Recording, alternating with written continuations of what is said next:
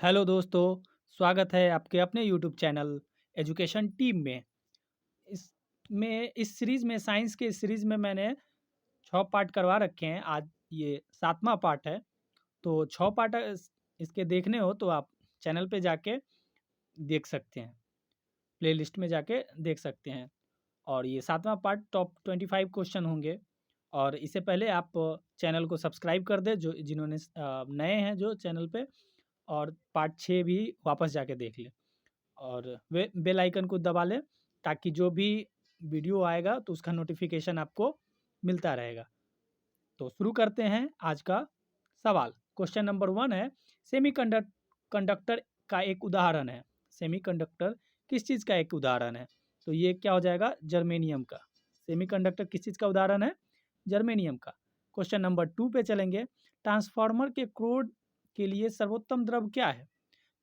तो ये हो जाएगा नर्म लोहा। क्या होता है सर्वोत्तम कोड? नर्म लोहा।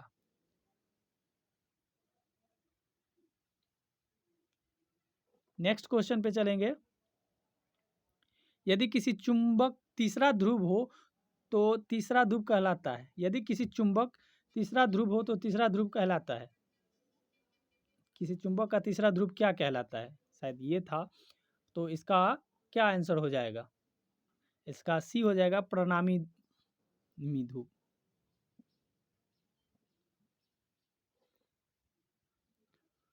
उल्लू घोर अंधकार में भी देख सकता है।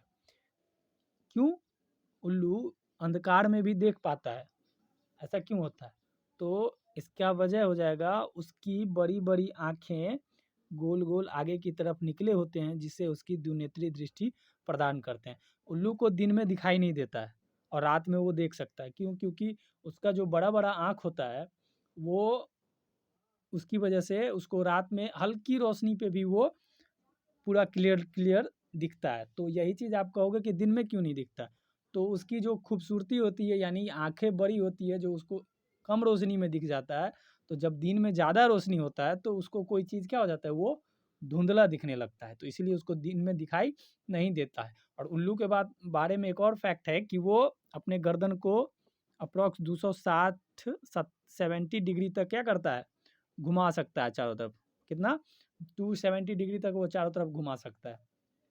और उसको द्विनेत्री दृष्टि प्रदान होते हैं, इसलिए उसको दिन रात में अच्छे से दिखाई देता है और दिन में ज़्यादा रोशनी हो जाता है तो उसको फिर धुंधला सा दिखाई देता है। नेक्स्ट क्वेश्चन पे चले।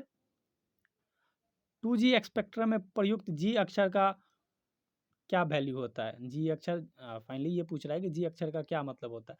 तो जी फॉर क्या होता है? जनरेशन होता है। यहाँ पे 2G हो, 3G हो, 4G हो, 5G हो, जिसमें भी जी लगा हुआ दिखता है आपको, तो वो जी मतलब क्या होता है? जनरेशन। यानी कि 2G यानी सेकंड जनरेशन, 3G यानी थर्ड जनरेशन, 4G यानी फोर्थ जनरेशन, अब तो 5G आ रहा है ना, तो फिफ्थ जनरेशन। यानी कि जब भी एडवांस होता है तो उसको जी से रिप्रेजेंट करते हैं, और 2 3 5 6 इस तरीके से करता है। 2G यानी सेकेंड जनरेशन, अभी 5G चलने वाला है तो 5 जनरेशन। जब किसी वस्तु को पृथ्वी से चाँद पर ले जाया जाए, जब किसी वस्तु को पृथ्वी से चाँद पर ले जाया जाए तो क्या होगा? भार बदल जाता है परंतु द्रव्यमान उतना ही रहता है। चाँद पे क्या होगा? उसका भार, वेट जो है वो बदल जाएगा। क्या हो जाएगा? अच्छा, चंद्रमा पे ले जाने पे क्या हो जाएगा? आपका वेट क्या हो जाएगा? हल्का हो जाएगा, आप हल्के हो जाओगे। और जो द्रव्यमान है वो तो कहीं नहीं बदलता है, तो द्रव्यमान सेम हो जाएगा। और क्यों ऐसा होता है? क्योंकि वहाँ पे ग्रेविटेशनल फोर्स पृथ्वी के मुकाबले कम होता है, तो इसीलिए आपका भार बदल जाएगा लेकिन द्रव्यमान तो वही रहता है। निम्नलिखित में से कौन सा पदार्थ अतिशीतक द्रव है? अतिशीतक कौन सा पदार्थ है? कांच। कांच क्या है? अतिशीतक। कांच जो है अतिशीतक पदार्थ है। जल प्रवाह को मापने की यूनिट क्या है? अच्छा, पानी को हम लोग मापते हैं तो उसकी यूनिट क्या है? तो इसका यूनिट क्या हो जाएगा? क्यूसेक। आप जब भी न्यूज़ सुनते होंगे या फिर न्यूज़ में तो बाढ़ के समय में न्यूज़ में आता है कि इतना क्यूसेक पानी छोड़ा गया, तो वो क्या होता है? वो पानी मापने की एक यूनिट है, क्यूसेक। इस तरीके से याद रखो कि पानी छोड़ते हैं तो न्यूज़ में आता है क्यूसेक, तो इस तरीके से। तापमान घटने के साथ स्थितिक वस्तु का प्रतिरोध बढ़ता है, घटता है, अपरिवर्तित रहता है, शुरू में घट जाता है और उसके बाद बढ़ जाता है, क्या होगा तापमान घटने के साथ? तो बढ़ता है।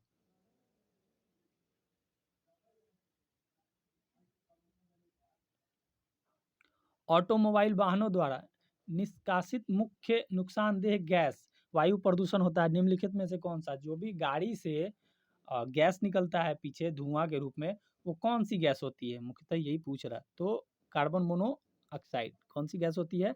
कार्बन मोनोऑक्साइड होता है।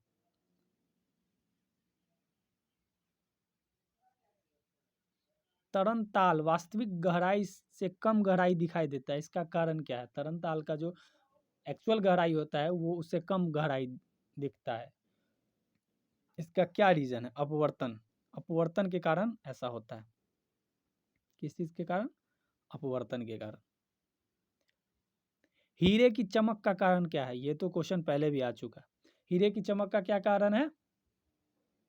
डी, प्रकाश का अपवर्तन।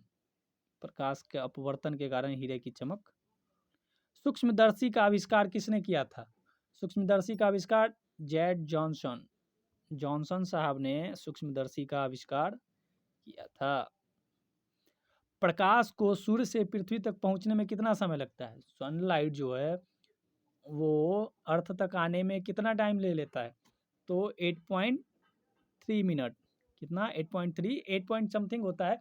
8.2 कहीं कोई कोई बुक में लिखा रहता है, कोई में 8.3, मतलब 8 मिनट कुछ सेकंड का वो उसमें पृथ्वी तक आ जाती है। सूर्य के विकिरण का परावैंगनी प्रकाश किस परत के कारण पृथ्वी के वायुमंडल में नहीं पहुंच पाता है? ऑक्सीजन, हाइड्रोजन, ओजोन या हीलियम? तो ओजोन के कारण ऐसा होता है।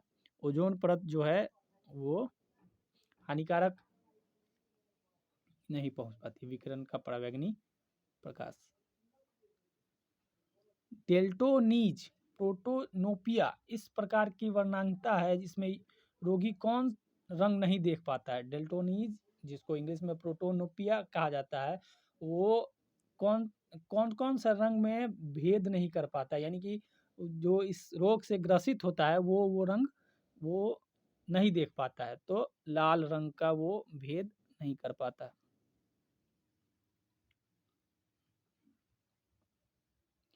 नीले कांच की प्लेट धूप में नीली दिखाई देती है क्योंकि? नीले कांच की प्लेट धूप में नीला दिखाई देता है, क्यों?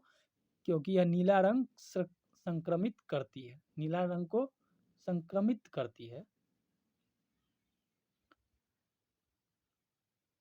नेक्स्ट, समुद्र में पानी के नीले होने का कारण क्या है? समुद्र का पानी नीला दिखाई देता है, ऐसा क्यों? तो समुद्र जल द्वारा नीले आकाश का परावर्तन। ऑप्शन नंबर 4 हो जाएगा। समुद्र जल द्वारा नीले आकाश का परावर्तन होता है इसीलिए। प्रकाश की किरण को पूर्ण आंतरिक परावर्तन के लिए किससे गुजरना होता है? प्रकाश की किरण को जब पूर्ण आंतरिक परावर्तन के लिए किस चीज से गुजरना होता है? कांच के जल से, जल के कांच, वायु के जल या वायु के कांच से? तो इसका आंसर हो जाएगा वायु के जल से। प्रकाश की किरण को पूर्ण आंतरिक परावर्तन के लिए वायु के जल से गुजरना होता है। परावैंगनिक किरणों में ऊर्जा किसकी अपेक्षा अधिक होती है? अवरक्त किरणों की अपेक्षा। अवरक्त किरणों की अपेक्षा परावैंगनिक किरणों में ऊर्जा अधिक होती है। ठीक है। 21, माध्यम की तापमान में वृद्धि के साथ प्रकाश की गति बढ़ती है, घटती है, वैसी ही रहेगी या सहसा फिर गिर जाएगी? माध्यम के ताप में वृद्धि के साथ प्रकाश की गति पे क्या प्रभाव पड़ेगा? तो ये वैसे ही रहेगी, इस पे कोई प्रभाव नहीं पड़ेगी। ताप में अगर किसी माध्यम के ताप में गर्मी बढ़ा दीजिएगा या कम कर दीजिएगा तो उससे उसकी गति में क्या होगा? कोई डिफरेंस नहीं आने वाला। चमगादड़ निम्नलिखित में से किस कारण से अंधेरों में उड़ सकते हैं? अच्छा, चमगादड़, चाइना। कोरोना वायरस कुछ याद आ रहा है? अभी तो पता चला है कि फिर एक ओमिक्रॉन करके आ रहा है, तो वैक्सीन ले लीजिएगा आप लोग जो जो नहीं लिए हैं, और अपने आप का ख्याल रखिए। चलिए आगे। चमगादड़ निम्नलिखित में से किस कारण से अंधेरे में उड़ सकते हैं? वो प्राश्रव्य ध्वनि उत्पन्न करते हैं। प्राश्रव्य ध्वनि उत्पन्न करते हैं।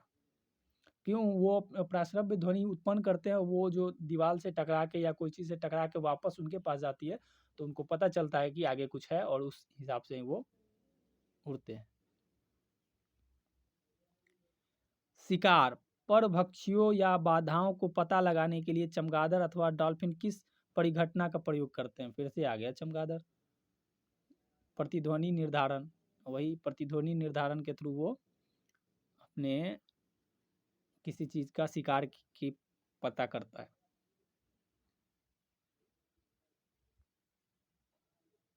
बॉल पेन किस सिद्धांत पर काम करता है? श्यानता, बॉल का नियम, गुरुत्वीय बल या पृष्ठ तनाव?